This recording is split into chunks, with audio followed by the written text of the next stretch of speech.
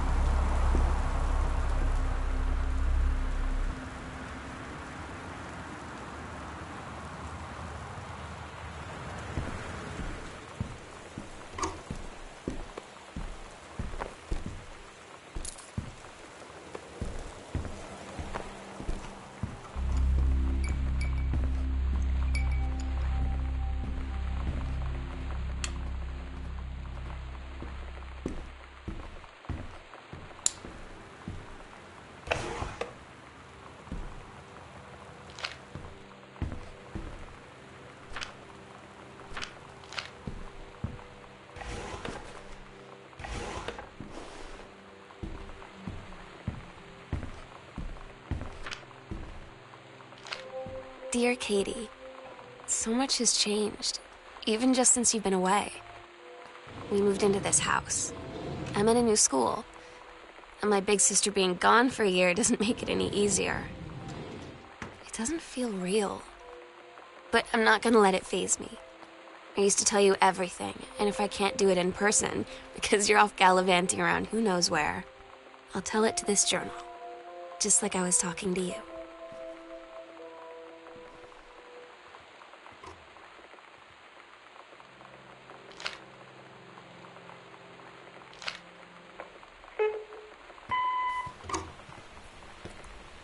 Sam. Sam. Hello. Sam.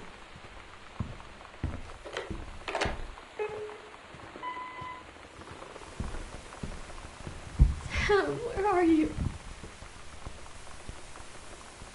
Really? I need to talk to you. Please be there.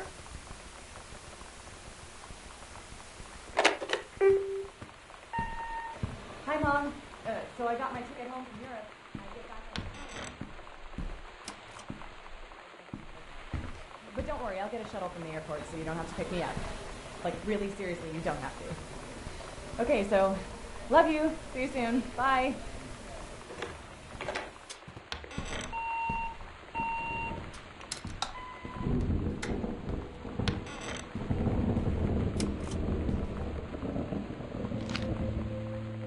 Oh my God. You are so lucky you finished high school before we moved into this house. So, it's the first day of school, and there I am, introducing myself to the class. And I say that I just moved into the house on Arbor Hill. All of a sudden, every kid in the room turns and just stares like I suddenly transformed into a mutant. I just stood there, wishing pretty hard for a rewind button. Because now maybe nobody knows my name, but they all know who I am. The Psycho House girl. Great.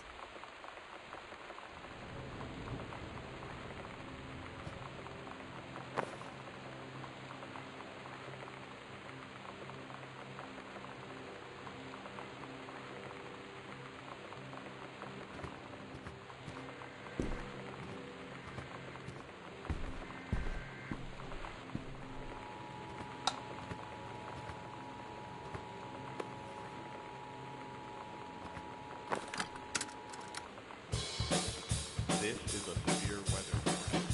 The Northwest Weather Service reports high winds.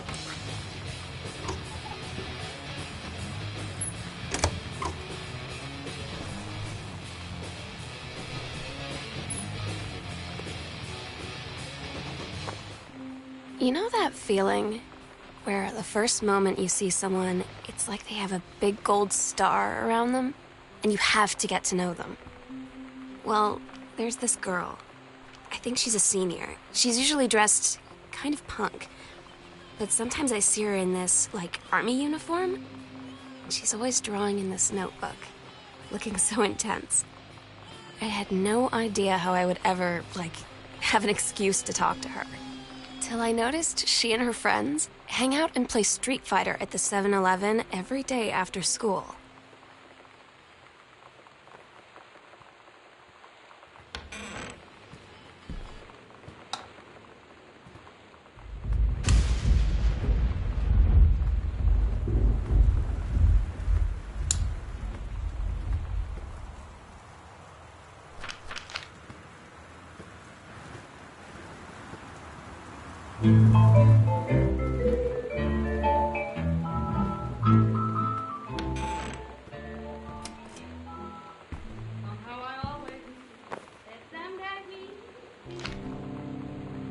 When you live in one place your whole life, your next door neighbor is kind of like your default friend. And Daniel only got weirder over the years. So moving away has been a good excuse to, like, not see him anymore. But he did always have the good Nintendo. So you know what they say about the best laid plans of mice and men? Yeah, turns out it applies to Street Fighter too. At least I worked up the courage to walk into the 7-Eleven and ask for a turn, but all that practice at home did not exactly translate in the wild. So after I was finished getting my butt kicked, I followed them outside while they smoked. And that was when she asked me if I was that psycho house girl. But then she said she's always really wanted to see the psycho house. Her name is Lonnie. She's coming over tomorrow.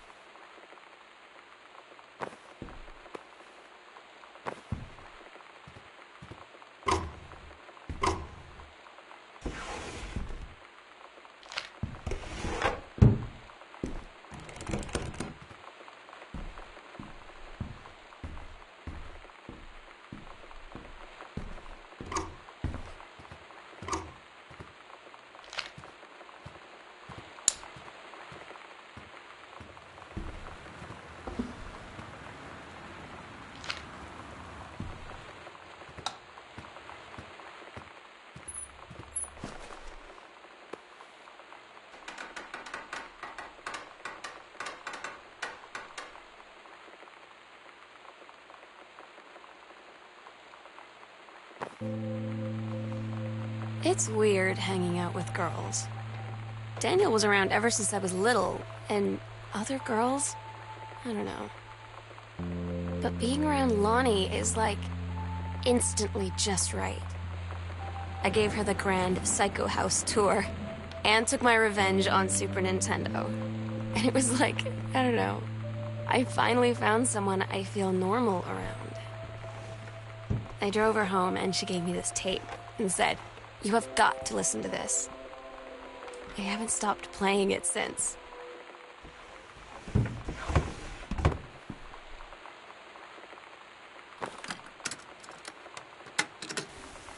with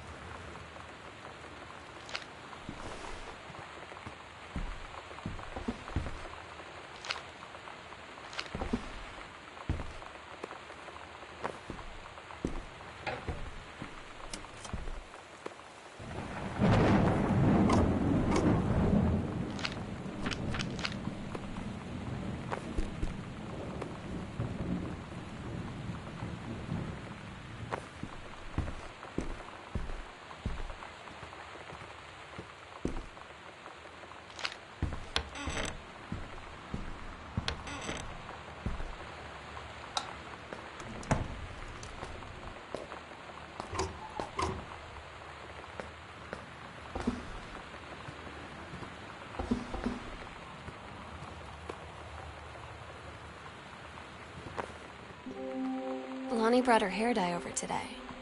She said, I need to fix these roots. Think you could help? Dyeing hair is weirdly intimate. I don't know if I've touched someone else's scalp before. It's pretty intimate, right? It felt intimate. We looked in the mirror together after, and I expected her to say something about how it looked crappy, or good, or whatever.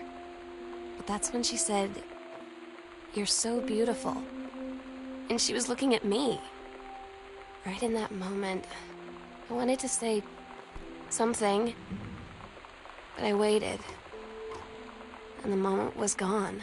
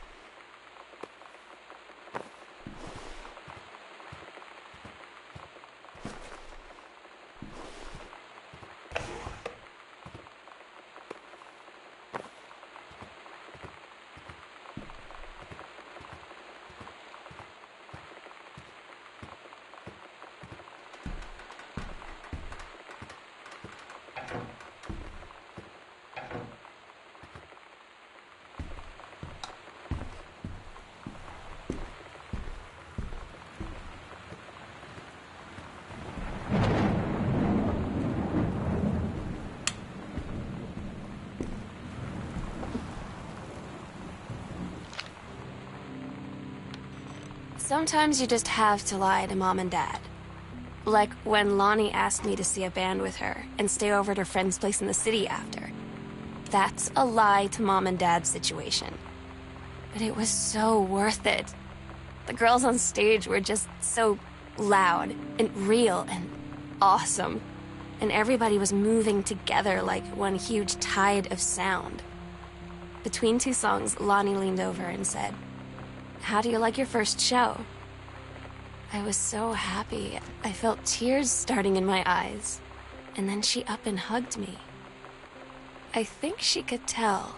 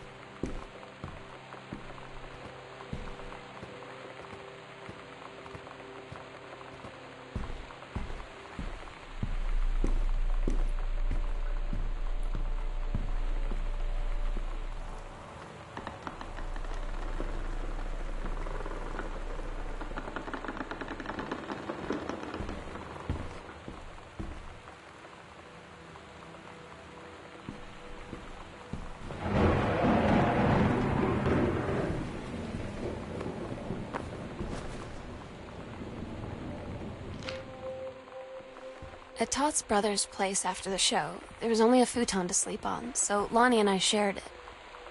The lights went out. I was turned toward her. My eyes started to adjust, and then I could see she was looking at me, too. In the dark, she smiled. My heart was beating so fast. I rolled over. I felt so, I don't know, nervous? After a minute, she put her arm around me and was so close and whispered in my ear, "I really like you."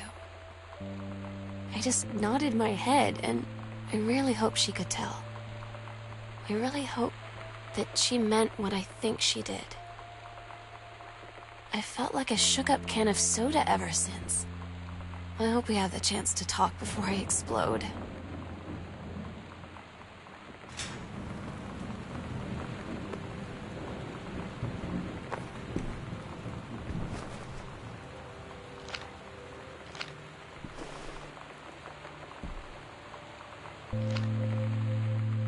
Lonnie came over today, but everything was different. She was sitting at my desk chair, and she wouldn't look at me. Finally, I asked her what was going on. She said she felt like she'd done something wrong that night in the city. Like I must think... But I said no. There was nothing wrong. I just wanted to say... But I couldn't find the words. I felt like I was gonna cry, but I wasn't sad. She got up and sat next to me on the bed. I looked at her. Lonnie,